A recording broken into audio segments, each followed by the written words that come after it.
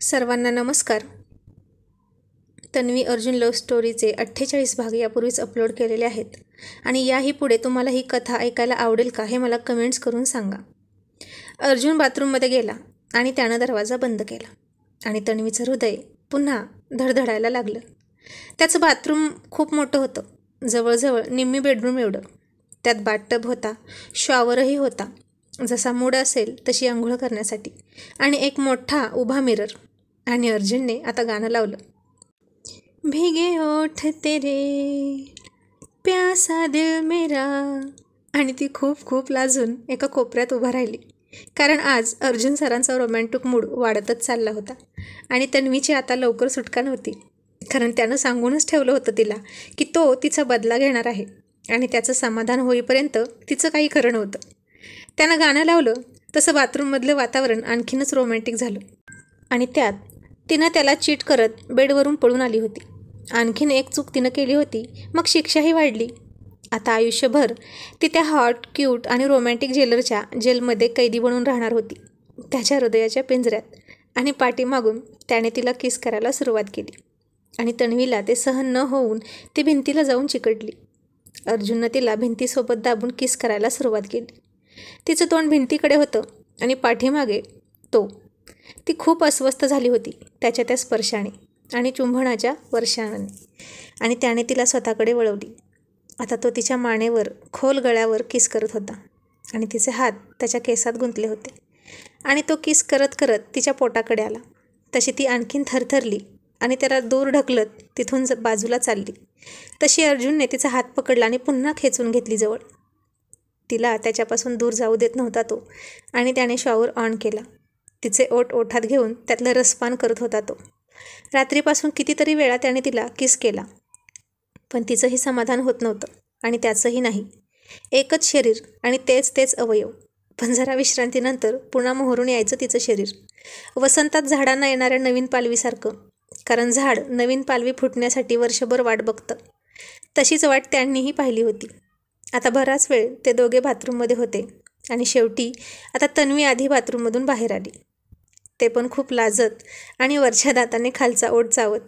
गळ्यातील छोटं डायमंड मंगळसूत्र व्यवस्थित करत होती आणि लाजून इतकी लाल झाली होती की तिचे गाल आणि सफरचंद यात फरकच कळत नव्हता. आणि ओले केस तसेच गळ्यात घेऊन ती स्वतःला मोठ्या उभ्या आरशात पाहून लाजत होती. तिला स्वतःलाच आरशात बघायची लाज वाटत होती, कारण आता त्याने तिच्यासोबत केलेला बाथरूम रोमॅन्स तिला आठवत होता. शॉवरखाली ते दोघे उभे होते आणि वरून पडणाऱ्या पाण्यात तो आणि ती एकमेकांना मिठी मारून किस करत होते. अर्जुनचं मन अजिबात भरत नव्हतं आणि तिलाही तेच हवं होतं, पण ती स्त्री होती आणि ती तिच्या मर्यादा पाळत होती. पण अर्जुन सर मात्र आता त्यांची लिमिट क्रॉस करत होते आणि ती त्याला अडवू शकत नव्हती, कारण त्यानं जो संयम दाखवला होता हेच तिच्यासाठी अपराधीसारखं वाटत होतं. मग त्याची यात काही चूक नाही. जर तो सारखा रोमॅन्टिक झाला तर तो त्याचा हक्कच आहे. पण किती रोमॅन्टिक आहे हा, आणि किती हॉटसुद्धा. हॉट तर तो होताच, पण इतका रोमॅन्टिक असेल असं वाटलं नव्हतं तिला.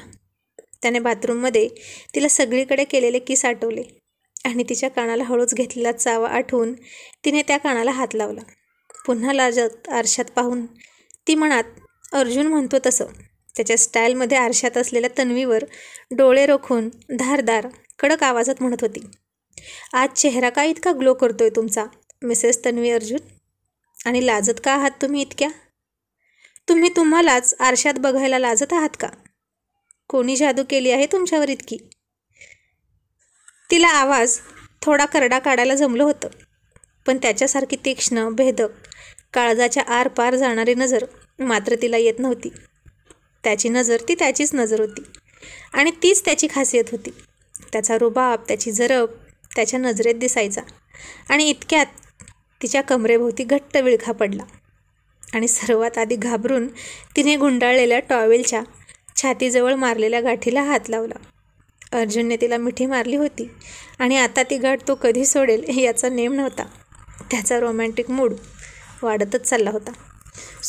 तो सुद्धा आत्ताच आंघोळ करून आल्यामुळे खूप टवटवीत, बागेत नुकत्याच उमललेल्या फुलासारखा दिसत होता. खूप फ्रेश. आणि त्याच्या ओल्या केसातून पाण्याचे थेंब पडून तिच्या टॉवेलच्या आत तिच्या छातीमध्ये जात होते. आणि तिच्या शरीरातून उष्ण वाफा निघत होत्या. तो तिची आग विझूच देत नव्हता. जरा कुठे ती थंड झाली की लगेच प्रणयाची फुंकर घालून तिला चेतवत होता. आता त्याने फक्त कमरेला टॉवेल गुंडाळला होता.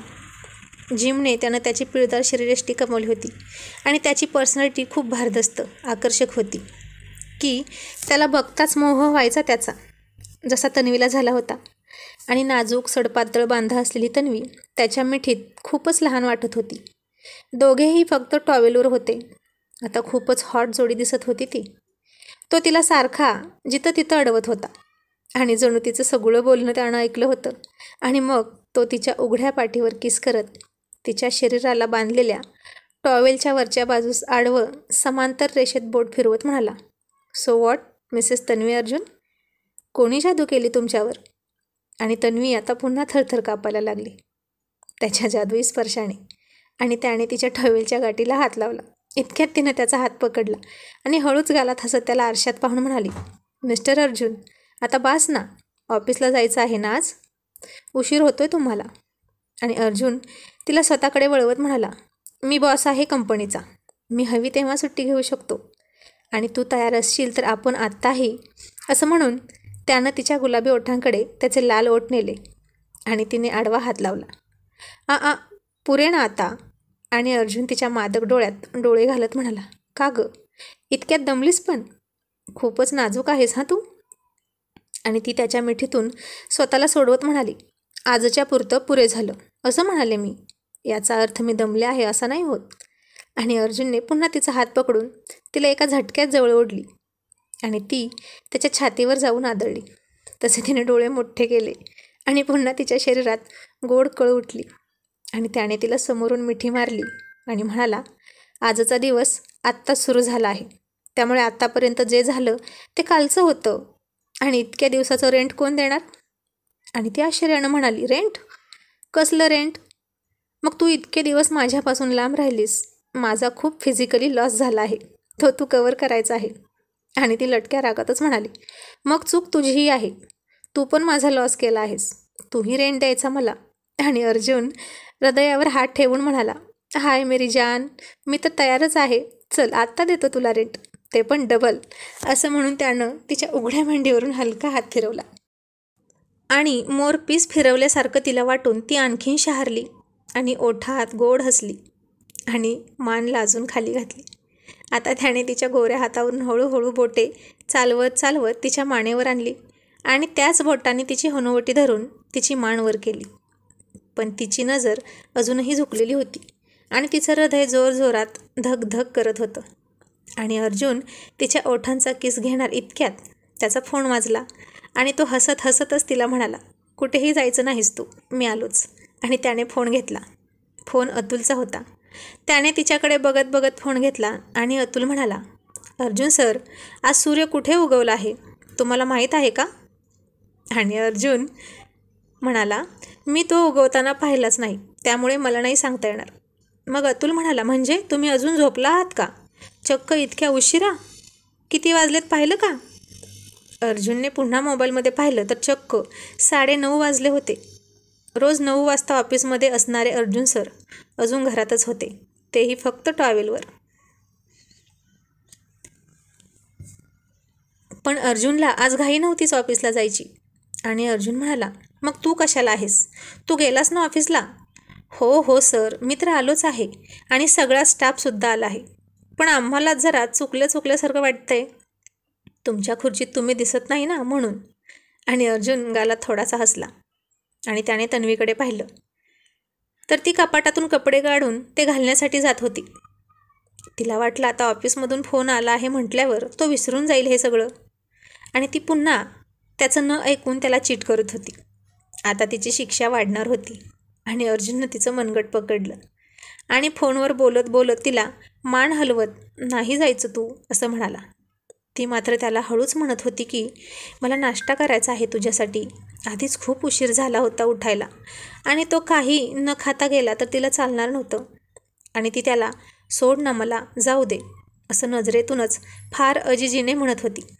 आणि ती ऐकत नाही म्हटल्यावर त्याने तिला पुन्हा एका हाताने झटक्यात जवळ ओढली आणि ती त्याच्याजवळ येताच एका हाताने तिच्या कमरेला विळखा घातला.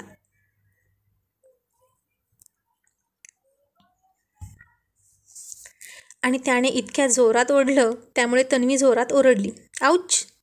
आणि हे सगळं अतुलनं ऐकलं आणि गालात हसत म्हणाला, माझी काल रात्रीची तयारी वाया नाही गेली बहुतेक, आणि म्हणूनच अर्जुन सरांना उशीर लागला ऑफिसला यायला. आज सगळा इतिहासच बदलून गेला अर्जुन सरांचा, आणि भविष्यकाळ तर फारच उज्ज्वल असणार आहे. आणि अर्जुनने तिच्या गालावर किस केला. तसा अतुल हसत म्हणाला, ओ ओ अर्जुन सर, कसले कसले आवाज काढताय हां, जरा तरी भान ठेवा. आणि अर्जुन हसत म्हणाला, मी माझ्या घरात, माझ्या खोलीत, माझ्या स्वीट हार्टसोबत आहे, मग मी का भान ठेवू? तूच फोन केला मला असा अवेळी. आणि अतुल म्हणाला, सर अहो, यावेळी नॉर्मल लोक ऑफिसात असतात, त्यांची कामं सुरू असतात. आणि अर्जुन म्हणाला, मग मीही माझं कामच करत आहे, चल ठेव फोन. आणि अर्जुननं फोन कट केला. आणि अतुल म्हणाला, काय? यांनी पुन्हा माझा फोन कट केला? हे असे करायला लागले तर हे ऑफिस कसं चालेल? या वाघ आणि वाघिणीची रात्री युती झाली आणि मी अपक्ष झालो. चला आता, ते काही येणार नाहीत लवकर आणि मलाच ओरडतील, कामाला लागा असं म्हणून तो फाईल घेऊन त्यात डोकं घालून बसला. आणि आता अर्जुनने तिच्या डोळ्यात डोळे घालून त्याचा फोन बेडवर फेकला. तो कुठे पडेल हेही त्यानं पाहिलं नाही आणि दोन्ही हातांनी तिला विळखा घातला. अर्जुन प्लीज सोड ना आता, मला तयार व्हायचं आहे. आणि अर्जुन म्हणाला, मग मी कुठं तुला अडवले? हो ना तयार. मग सोड ना, ती लाजत लाजत म्हणाली. आणि तो म्हणाला, मग आधी तुझं हे लाजणं बंद कर ना, तू अशी लाजली की मला राहवत नाही. आणि मग तर ती आणखीनच लाजली आणि त्यानेही त्याची मिठी जास्तच आवडली. काय करायचं आता, तिला तर काहीच सुचेना. त्याच्या या वेडेपणावर रागवावं का प्रेम करावं तिला समजतच नव्हतं. आणि ती तशीच खाली मान घालून उभा होती कितीतरी वेळ. त्यानं तिला कधीच सोडली होती, केव्हाच हेही तिला समजलं नाही. इतकी त्याच्या स्पर्शानं ती मंत्रमुग्ध झाली होती. आणि अर्जुन तिला तशी पाहून गालात खूप हसत होता. वेडी कुठली, आधी सोड सोड म्हणून हट्ट करत होती आणि आता सोडला आहे तर कुठं जाते? आताही अजून इथेच थांबली, मग मी कसं सोडू तिला? आणि त्यानं तिला पुन्हा मिठी मारली आणि ती भानावर आली आणि म्हणायला लागली, सोड ना, मला तयार व्हायचे. आणि तो म्हणाला, एका अटीवर सोडेन. आणि आता अजून काय अट, अशा अर्थाने तिनं तिचे टपोरे डोळे त्याच्यावर रोखत डोळ्यांनीच त्याला विचारलं. आणि तो म्हणाला, तू इथेच कपडे घाल. आणि ती म्हणाली, नाही हां अर्जुन, बास झालं आता, पुरे, मला नाश्ता करायचा आहे. किती लेट झाले बघ तरी, भूक नाही का लागली? आणि तो म्हणाला, मला फक्त आता तुझीच भूक लागली आहे, खाऊ का तुला? असं म्हणत त्यानं तिचा गुबगुबीत गाल चावला. पण आता ती न लाजता म्हणाली, झालं ना तुझं खाऊन, पण मी काय करू, मी काय खाऊ, मला लागली ना भूक. कालही ते दिवसभर समुद्रकिनाऱ्यावर फिरले आणि दिवसभर उपाशी राहून कडकडून भूक लागून ते 6 वाजता जेवले होते. आणि मग मूवी पाहिली आणि त्यानंतर ते जेवलेच नव्हते. आणि आत्ताही ती त्याला म्हणाली अशी. आणि मग अर्जुन म्हणाला, मग तूही खा मला, असं म्हणून त्यानं तिच्यासमोर त्याचं तोंड धरलं, तिने त्याला किस करावा म्हणून. आणि तिने त्याच्या डोळ्यात डोळे घालून पाहत त्याच्याजवळ गेली आणि त्याच्या डोळ्यावर हळूवार हात ठेवलं. आणि त्याने हिप्नोटाईज झाल्यासारखे डोळे मिटून घेतले. आता ती किस करणार असं वाटत होतं त्याला. आणि तिने त्याला बेडवर ढकललं आणि हसतच तिथून पळून गेली. आणि बेसावत अर्जुन बेडवर उताना पडला आणि तसाच हात डोक्याखाली घेऊन गालात विलोभनीय हसत म्हणाला, चिटिंग करतेस काय, बघतोस तुला. आता त्याला ऑफिसला जायचा अजिबात म्हणजे अजिबात मूड नव्हता. तिने इतक्या गडबडीत त्याचे आवडते फ्रेंच सँडविच बनवले होते आणि तो डायनिंग टेबलवर येऊन बसला. घरच्याच कपड्यात होता तो. तिने हसून त्याला पाहिलं आणि मनात म्हणाली, बहुतेक आज अर्जुन सर ऑफिसला दांडी मारणार आणि दिवसभर रोमॅन्टिक मूडमध्ये येणार, याला ऑफिसला पाठवलं पाहिजे. आणि ती म्हणाली, अर्जुन तू अजून तयार नाही झालास? आज जावंसं वाटत नाही मला तुला सोडून. आणि ती मोठे डोळे करून म्हणाली, जरा हळू बोल, आपण बेडरूममध्ये नाही आता, आसपास इतर माणसं आहेत आपल्या. आणि अर्जुन म्हणाला, असू दे ना, आय डोंट केअर. तो इतक्या बेफिकीरपणे म्हणाला आणि तिनं नकारार्थी मान हलवली. याचं काहीच होऊ शकत नाही अशा अर्थानं. तिनं त्याला नाश्ता दिला आणि तो म्हणाला, बस इथे आणि तूही खा माझ्यासोबत. नको, तू खा, मी खाईन नंतर. का का खाशील नंतर? आत्ताच खा, मी सांगतोय ना. आणि तीही त्याच्यासोबत खाऊ लागली. अर्जुनने पोटभर नाश्ता केला. नाश्ता कसला, जेवणच केलं त्या आवडत्या सँडविचचं, आणि म्हणाला, lovely breakfast with lovely wife. आणि तो तिला म्हणाला, लगेच आत ये, I am waiting for you. आणि तन्वी तर शॉक लागल्यासारखी त्याला पाहत बसली. आता पुन्हा आत? बापरे, याचं आज संपणार आहे की नाही कुणास ठाऊक. आणि ती लवकर गेलीच नाही, मुद्दाम. त्याला उशीर झाला की जाईल तो, असं तिला वाटलं. पण अर्जुन तिला हाक मारत म्हणाला, तन्वी, काय चाललं आहे तुझं?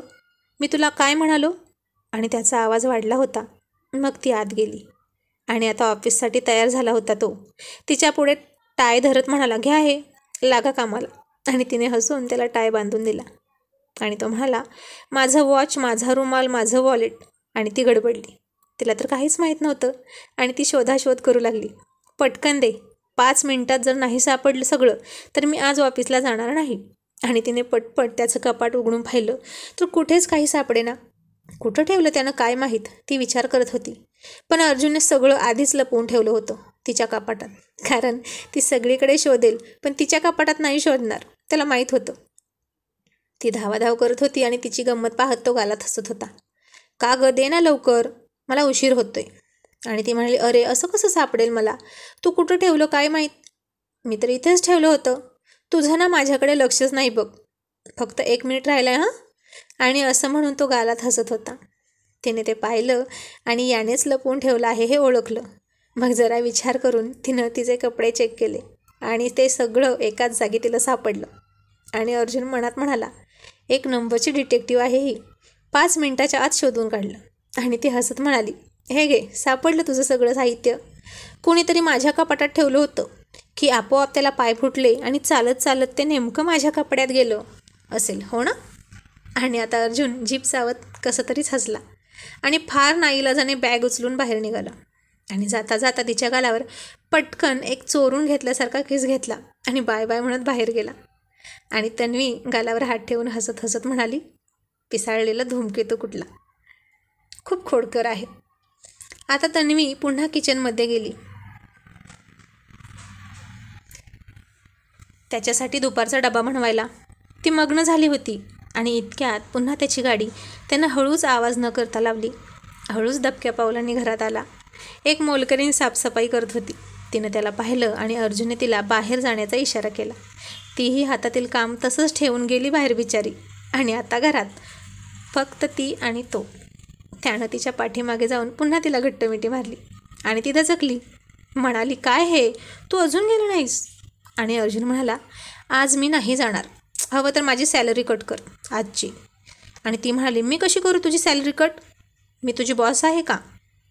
मग बॉसच आहेस तू माझी, माय हार्ट क्वीन. असं म्हणून त्यानं तिला काही कळायच्या आतच अलगद मिठीत उचलली. आणि ती त्याच्या टायला पकडत म्हणाली, अरे काय करतोस तू हे, सोड मला. आणि तो म्हणाला, सोड मला असं जर परत म्हणालीस ना तर मग बघ, काल पाण्यात फेकली तशी फेकू का खाली जमिनीवर. आणि ती मनात म्हणाली, याचा काही नेम नाही, फेक म्हणाले तर फेकेलही. आणि ती गप्प बसली. आणि त्याने तिला तशीच बेडरूममध्ये आणली.